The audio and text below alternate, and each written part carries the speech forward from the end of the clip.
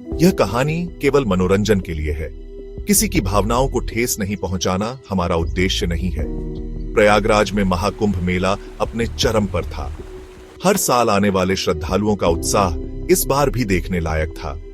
अनगिनत लोग अपनी आस्थाओं के साथ गंगा में स्नान करने आए थे और इस पवित्र अवसर का लाभ उठाने के लिए जूना अखाड़ा सबसे हरा भरा था। लेकिन 29 जनवरी की रात 2:30 बजे सब कुछ बदल गया। जब लोग आधी रात का आशीर्वाद लेने के लिए गंगा के पानी में डुबकी लगा रहे थे, तभी अचानक एक चीख सुनाई दी। किसी ने देखा कि एक बच्चे की मां उसे बचाने के लिए दौड़ी, लेकिन फिसलने की वजह से वह खुद गिर गई। शुरू में यह एक सामान्य हलचल जैसी थी, लेकिन पल भर में भगदड़ मच गई। लोग डर के मारे इधर उधर भागने लगे और गहरे पानी में गिर गए। स्थिति इतनी भयावह हो गई कि कुछ ही मिनटों में कई लोग पांवों तले आ गए। वहां उपस्थित साधु और भक्त सब इकट्ठा होकर अपना आपा खो बैठे। अचानक एक साधु ने डरते डरते कहा, यह सब उस काले बाबा का श्राप है। उसके शब्द हवा में बिखर गए और लोग फुसफुसाने लगे। साधु ने बताया कि वह बाबा वर्षों से इस क्षेत्र में रह रहे थे, जो तंत्र मंत्र के माध्यम से शक्तिशाली बन गए थे। सालों से लोग उनके स्वभाव के बारे में कहानियां सुनते आ रहे थे, लेकिन कोई भी उनकी कथाओं को गंभीरता से नहीं लेता था।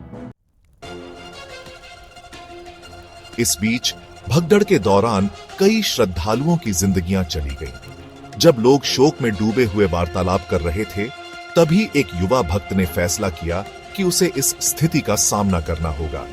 उसने ठान लिया कि वह उन रहस्यमय शक्तियों का सामना करेगा और खुद को इस दुखदाई घटना का पारखी बनाएगा। वह धीरे धीरे उस पुराने खंडहर की ओर बढ़ा, जहां बाबा की साधना का स्थान होता था। खंडहर का वातावरण भयंकर और अजीब था। जब वह अंदर गया तो वहां चारों ओर काली धुंध तारी हुई थी। अचानक उसे अपने चारों ओर अजीब सी आवाजें सुनाई दी, जैसे कोई उसे बुला रहा हो।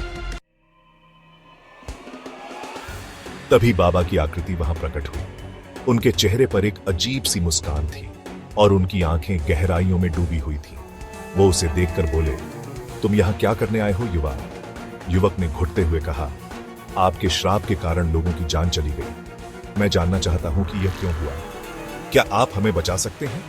बाबा ने धीरे धीरे कहा, जो लोग आत्मा की गहराई को नहीं समझते, उन्हें मेरा श्राप झेलना पड़ता है। महाकुंभ का अवसर केवल स्नान करने का नहीं होता, बल्कि अपने पापों की शुद्धि करने का भी होता है।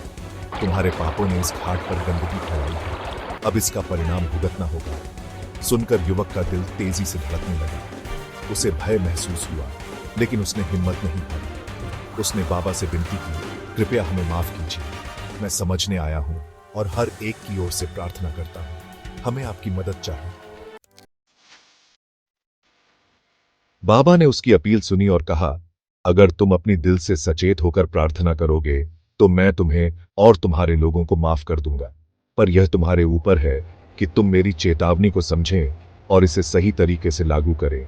युवक ने अन्य श्रद्धालुओं को बुलाया और उन सभी ने मिलकर प्रार्थना शुरू की। उसकी आवाज धीरे धीरे औरों की आवाजों में मिल गई, जो उस रात की याद को जीवित बनाए रखना चाहती थीं।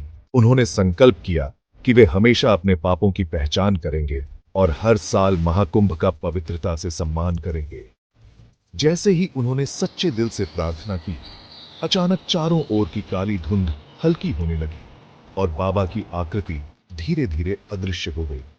श्रद्धालुओं ने एक दूसरे को गले लगाया और महसूस किया कि उन आत्माओं की शांति अब लौट आई है।